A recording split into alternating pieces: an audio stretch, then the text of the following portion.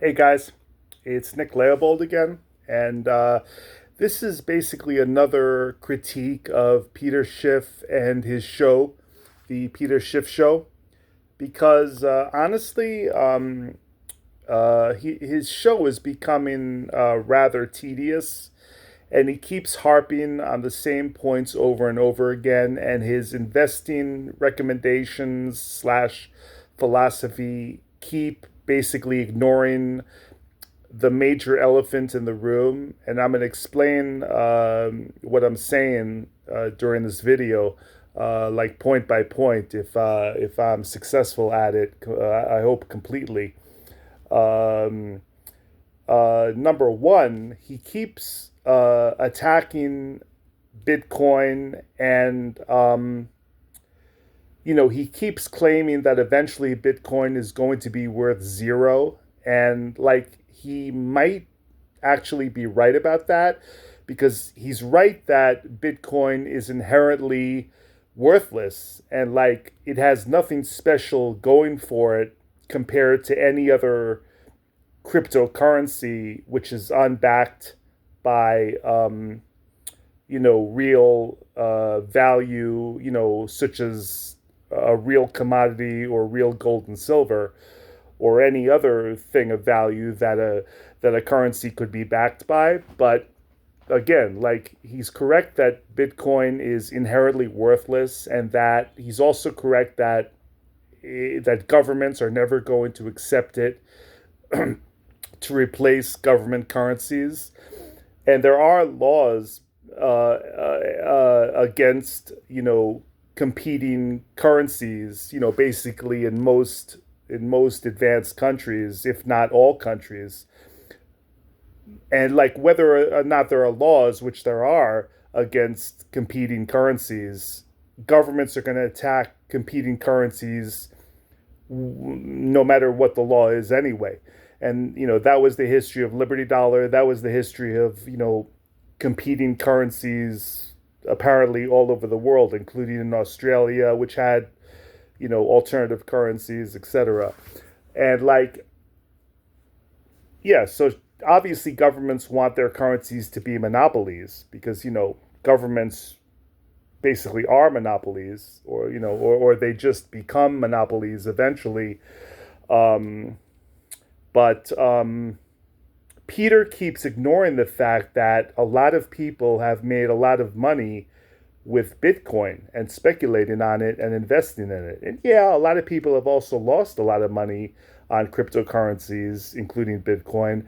But like Peter acts as though no one has made profits from Bitcoin, and he also acts like there's something like he ignores the point that if you want to speculate in Bitcoin, you have a right to. And like he talks about Bitcoin like for years now as though like there's something wrong with speculating in things and like people shouldn't be speculating in Bitcoin. But I mean, it's a good thing, possibly or potentially to speculate in if you can do it safely and effectively. So because it's very volatile, so it's an ideal speculation. Uh, there's a lot of fraud that goes on, even with companies like Coinbase or other exchanges or crypto websites. And I lost myself. I lost all of my cryptocurrencies, um, like with what was the firm called? Cryptsy, and also with Coinbase. Uh, but people have made a lot of money speculating on cryptocurrency. And like when Peter criticizes Bitcoin and like attacks it all the time, and like attacks Michael Saylor, and like attacks crypto and attacks Bitcoin and like denigrates it, and like, yeah, I agree with you, Peter, that Bitcoin and like most cryptocurrencies are like shit. They're totally worthless. they're risky. The industry, a lot of them engage in outright fraud, and they often mismanage or mistreat their clients or their money. But Peter, you're missing the at the same time that you're attacking Michael Saylor and Bitcoin, it's reaching all-time highs, and Saylor has made billions of dollars, and he hasn't broken any laws or moral uh, rules or ethics. I mean, no matter what you want to say, Saylor has made billions of dollars, and he's way more profitable and successful than you've been so far. So yeah, I think Michael Saylor and Bitcoin and crypto are you know, significantly seedy or slimy in a lot of ways. But on the other hand, I mean, you have to give Saylor credit, and other people who invested successfully in Bitcoin, you have to give them credit if they've made millions and billions of dollars, right? But you totally ignore the fact that they had a right to speculate in Bitcoin, and so far they've made an extreme amount of money, and you just gloss that over. Plus, no, now I'll get to the next point that I want to bring up, which is, uh, now what is it? It'll come back to me in 10 seconds. Uh, well, yeah, I mean, in terms of your investing philosophy and investment recommendations, I mean, you continue to predict a market crash and a bond market crash and a US dollar crash, but you leave out the most important factor holding up the United States, its economy, the dollar, and the American markets, which is the U.S. global military industrial complex, and our global military forces, which basically dominate the entire world, and all of the oceans, all of the continents around the world. We have bases all over the world. We have like 15 aircraft carrier groups throughout the entire globe and all the oceans, and we basically control or uh guard all the sea lanes, and plus we have unlimited energy resources right in our own country, America. Plus we have a dominant agricultural industry. Plus we have a untold mineral riches that we could mine anytime we want. Plus we have a fairly functional banking system, which is highly corrupt and highly unlawful a lot of times, and yet it still basically functions for businesses, a lot of consumers, and for industry. Plus, we're a financial center.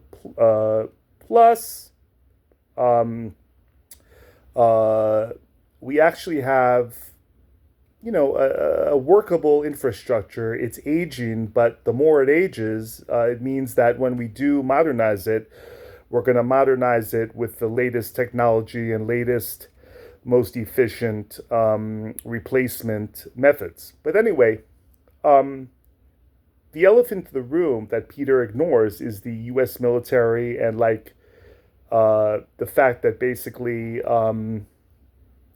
if our markets did crash, and like and if if let's say that we like defaulted on our bonds held by foreign investors or private investors, and let's say the dollar went down significantly, that's just a financial like like like asterisk, I suppose, because nothing materially significant is going to happen to our country. I mean, we still grow like all the food we need. We still have like all the oil and gas, and we dominate that industry, as Peter even says. And like, so like when Peter talks about the dollar crashing and the bond market crash, the U.S. bond market bonds crashing, it's like he's forgetting that it doesn't matter because like the world could completely cut us off, and yet we're still totally self sufficient in basically every single vital uh, industry, process, uh, uh, resource, etc. And like, but like what he says is not going to happen. I mean, like China is not going to stop sending us manufactured goods. You know, Canada and Mexico are not going to stop sending us manufactured goods. And like Donald Trump's tariffs proposal is ridiculous and it's not a good idea. But I mean, even if Trump slapped on 100% or 200% tariffs on some countries, you know, America is extremely rich and like it's not materially going to really affect us in a significant way. I mean, yeah, the ultra poor are going to maybe not be able to buy iPhones and not be able to buy, you know, the best cars because and they're not going to be able to buy like high-end air conditioners and like high-end, you know, furniture or whatever. But I mean, so what does that mean? They're going to buy like all of those things that are like one third the price that they were previously buying. And like for everyone else, they're just going to absorb the tariffs markup, even if it's a 200% increase. And like, other than that, like,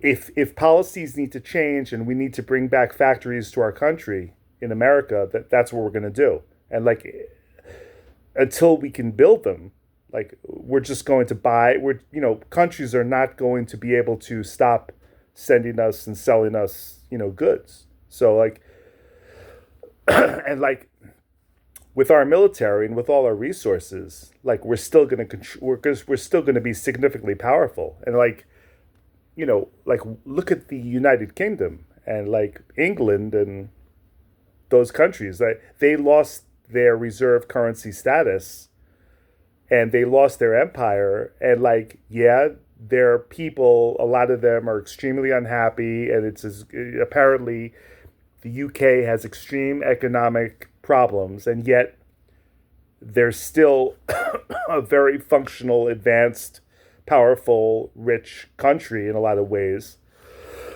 And like, I don't see how the loss of their reserve currency status has really affected them greatly. And like, it's nothing that they can't turn around, and they still have like a very powerful military in the UK, and they still have their oil drilling in the North Sea or whatever, and they still have advanced technology, railroad development, modern architecture. It's all available to them in the UK, and I don't see them lacking any of those type of things. So like Peter's like Armageddon type forecast for the US like doesn't really make sense. So, and then like Peter also, like, my last criticism for this video is that he keeps harping basically on the same things, which is he attacks Bitcoin and he keeps pushing the same like investment and economic doomsday forecast for the US dollar, the US bonds, and like the US economy. And like he's been saying the same thing for like 15 or 20 years or more, and like every single time it hasn't happened. And like also people have pointed out to me in the past that like doomsday predictions and like people predicting disaster for this country like goes all the way back, like not just like in the last like 60 years or like 70 years, but I mean like people have been predicting like disasters and Armageddon and like catastrophes like all throughout like for like hundreds of years, centuries and thousands of years. And like yeah, we've had wars, we've had some plagues, we've had like what else have we had? Yeah, like tsunamis, earthquakes, hurricanes, and volcanoes and world wars, and yet most of even the countries at war, most of their territory was not damaged, only the cities mainly.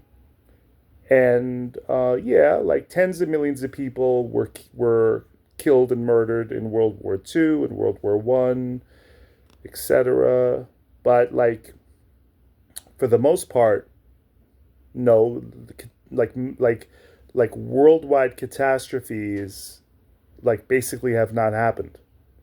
So like and like Peter, like yeah, I'm waiting for Peter to like talk about some new things and like to talk about how we as libertarians can like really make dramatic progress and like return America to being a truly libertarian like free market country with real individual rights like and like a really booming economy like during the Gilded Age, like in during the 1800s and the early 1900s. That's what I want to hear. Like, how do we turn this country around, and how do we like build libertarianism, and like really like dramatically go back to like a small government, really free market, real like laissez-faire capitalist libertarian country with a booming economy.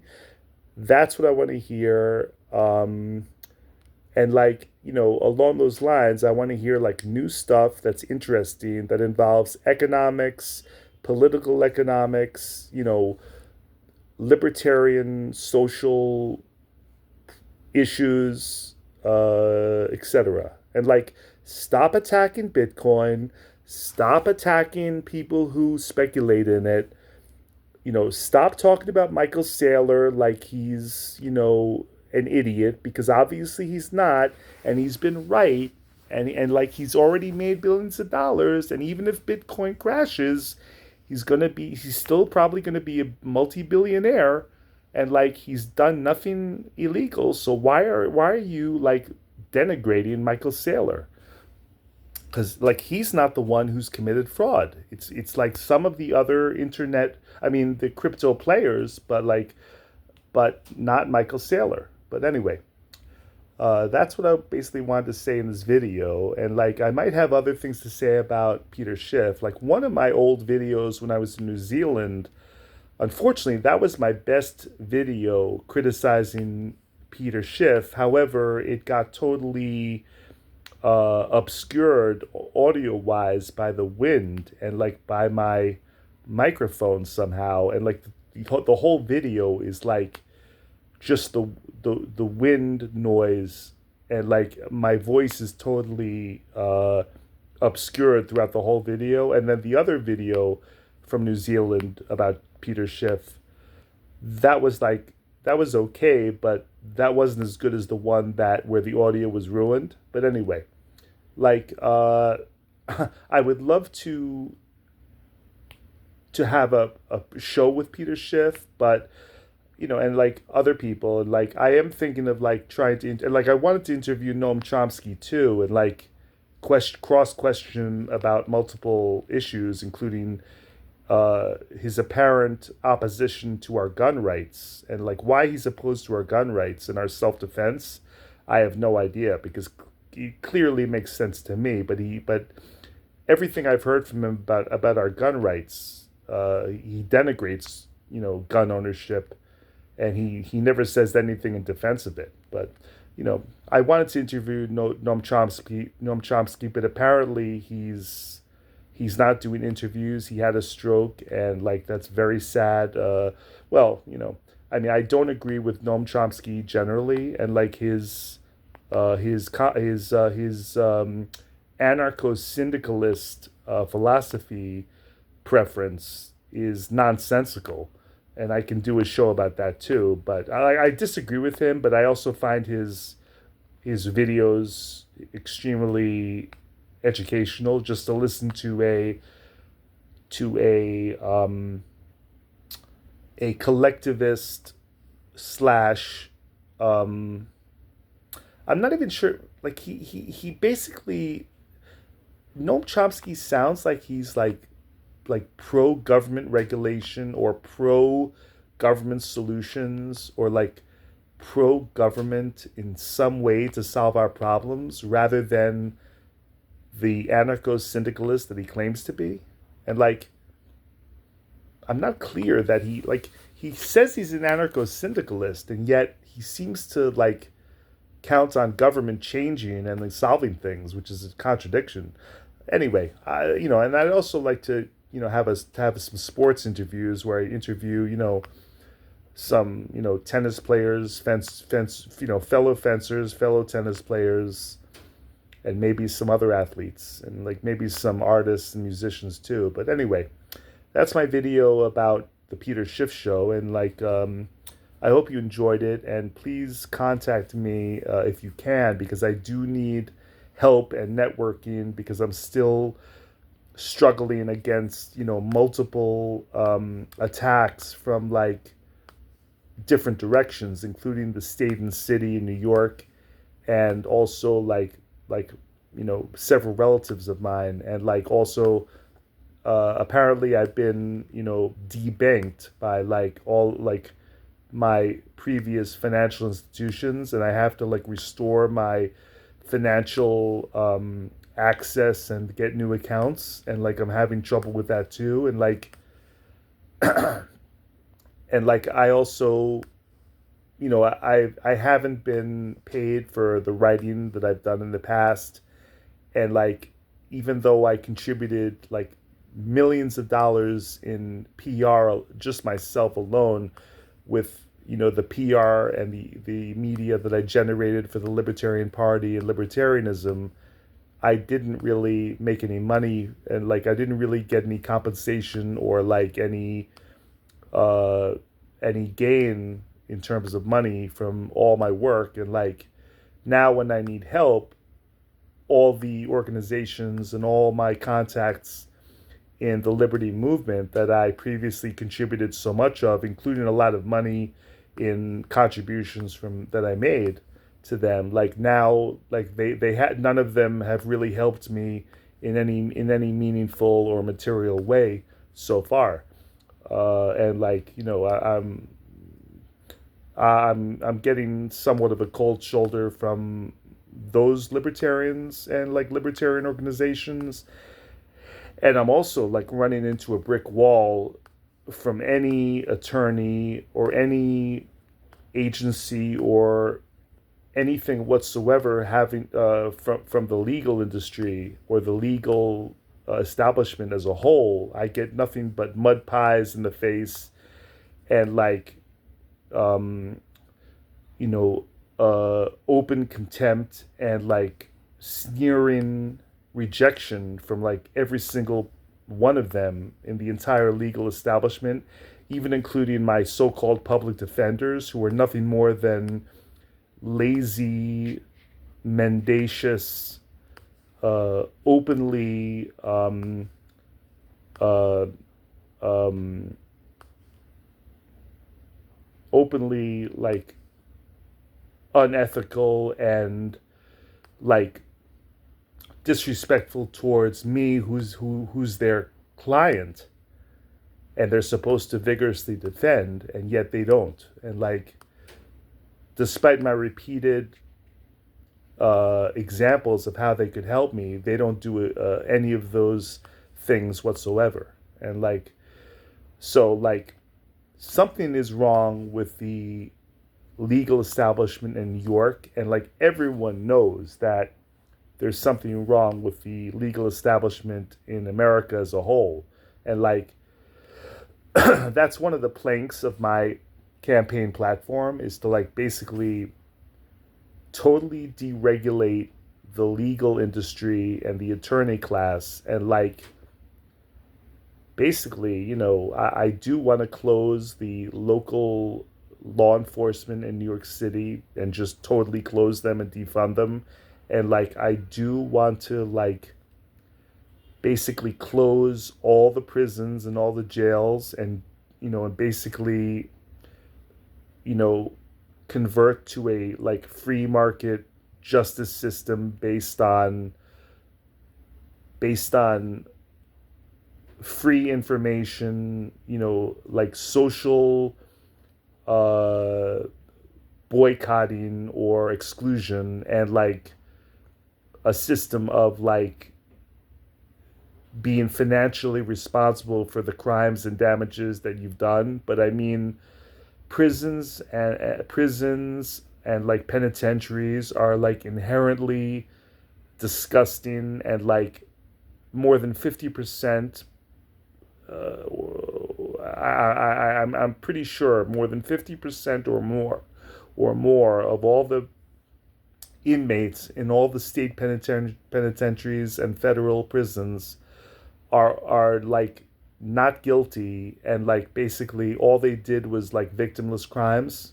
And like there are like so many countless examples of that, that you can research and like that you hear about all the time. But anyway, that's today's video. Like, I've gone off on several other topics other than the Peter Schiff show. But anyway, I hope that some people are enjoying some of these videos at least, or like some people will at least see them and enjoy them, because it's also possible that Google and YouTube are like, shadow banning me, or like manipulating my videos out of view of like most people. And like, it's definitely true that I've had extreme problems with my social media accounts, and like Facebook and Twitter.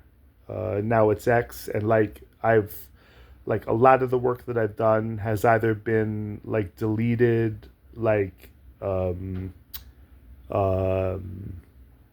blocked, or like a lot of my artwork, a lot of it, like, and my photography and stuff on Twitter has, apparently it's, when I log in and I try to search for it, like it just doesn't come up, and it's basically been like it's disappeared. So, I mean, I always knew that, that what I put up on social media and the internet was vulnerable to hacking, deletion, etc. And like, yeah, I'm fully aware of that. However, that does not excuse social media companies from basically committing fraud and like committing willful destruction of like what is rightfully part of your property and part of your agreement with the social media platform. And it doesn't excuse them basically violating their, stated policies, and like acting wrongfully towards you, and like doing things that are wrong. So yeah, they have a right to follow their policies, and yes, they have a right to set their policies, but they don't have the right to violate their policies and violate their promises to you and their stated benefits to you. Just for instance, if they disagreed with your politics or disagreed with your mode of expression. And like, this is an ongoing battle and an ongoing war that we have to win. And like, also a lot of my material on Amazon seems to have disappeared, and my profile and my picture seem to have been hacked or deleted either by some other actor or by Amazon itself. And also that goes for also my for many years my campaign websites on GoDaddy and some of my other sites were either hacked by some outside party and like taken down repeatedly, or they were just taken down by GoDaddy, or I don't know what happened. I'm not sure, but I did have problems. Like, so, you know, it's very hard to verify what happens on the internet, and like, it is definitely possible that that elements of the deep state were hacking me on the internet, including like my Microsoft files and my original Google account, etc. Um, and like, because of my political activism and like my political attacks again and free speech against major party politicians. Yeah, and like, it's very possible that the deep state or those kind of political groups or like factions, it's very possible that they hacked my stuff and attacked me through the internet because someone or something did. But anyway, okay, it's been 31 minutes. That's this video. Please contact me. You can probably find me by doing searches on like Microsoft plus Google plus DuckDuckGo. Like, you can probably, if you like spend some time, you can probably like find my stuff. And like, my handle on Twitter, on Facebook, and Instagram is Nic without the H Léobold. So it's NIC Léobold, or at NIC Léobold, at Nic Léobold. So anyway, I hope to hear from you. I hope to have your support. I hope we can make progress for liberty, libertarianism, voluntarism, and free market, laissez-faire, anarcho-capitalism. Like, I hope you're with me on that, because basically every person who's educated and of good conscience and conscientious has got to, mainly agree with libertarianism, voluntarism, and free market anarcho-capitalism, because basically that's always produced the greatest prosperity to the extent that it's been implemented anywhere in the world, including America, Hong Kong, etc. So like, most of you are with us anyway, and like, all you have to do is educate yourself on what these platforms are, and then you will find out that you're mostly with us, much more than you're with people like the Democrats and even the Republicans. Most Americans are libertarians, whether they know it or not. And like, if they're not, it's because they're just not economically educated. And that's just basically a fact. Because if you're economically educated, and if you're also of good moral character, then those two together, if you're thoroughly educated economically, including with Austrian economics, then you're a libertarian. If you're not educated and like and you don't care about morality and ethics, maybe you're not a libertarian, but you're not wanted by the good people, which is us. So anyway, yeah, and like, yep, the government is mostly controlled by people who are willing to be violent, coercive, and like monopolists. And like it's even more so that in the past 150 years, since Abraham Lincoln, who apparently started socialism big time in the government in America. But anyway, before then, we were a relatively free, well-educated, and highly prosperous, highly advancing country. And then, like, after Lincoln, and then with Woodrow Wilson, and then with FDR, we increasingly became more and more socialistic, authoritarian, centralized. And you can just study all of this in history if you want. But anyway, that's the show video for today. Hope you enjoyed it. please get back to me. Please leave comments. Please communicate. Please give me your support. My email also is nicleobold@gmail.com. It's nicleobold@gmail.com. Plus, I am trying to recover my MSN email, which hopefully will again be nleobold@msn.com. And that's how you can, and plus my Skype is nleobold. So please, if you can support me, if you can help me, if you can network with me, if you can point me to business opportunities or funding for my professional films, which I want to get to, things like that, because I do want to make my first professional films finally, then please get in touch with me. And I truly appreciate it if you're with us. We're together, and then let's win this, and like let's make the world great again, because that's everything that we need. And like, yeah, thank God that Trump won instead of the Democrats, instead of Harris, but like a lot of Trump's ideas are just wrong, and like are just going to lead to far higher debt. And like, he's not going to change the legal system, he's not going to change, well, the medical industry, yeah, it's promising what he's doing on that score so far. But like, the medical industry in America is like a cartel monopoly of like very arrogant, very sociopathic doctors and like medical professionals, or so-called professionals. And like, they are not going to give up their power and their monopoly without a fight. But anyway, we will discuss more of our challenges in upcoming videos. Thank you again, and I'll see you next time.